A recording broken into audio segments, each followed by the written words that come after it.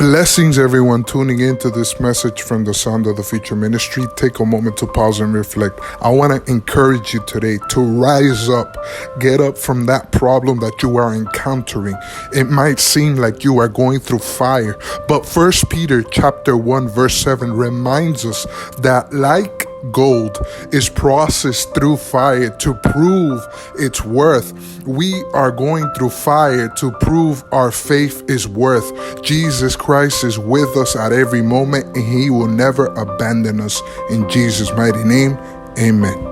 Bendiciones a todos los que sintonizan este mensaje del Ministerio del Sonido del Futuro. Pausa y reflexión. En este día te quiero animar. Levántate de ese problema. Levántate de esa dificultad en que tú estás pasando.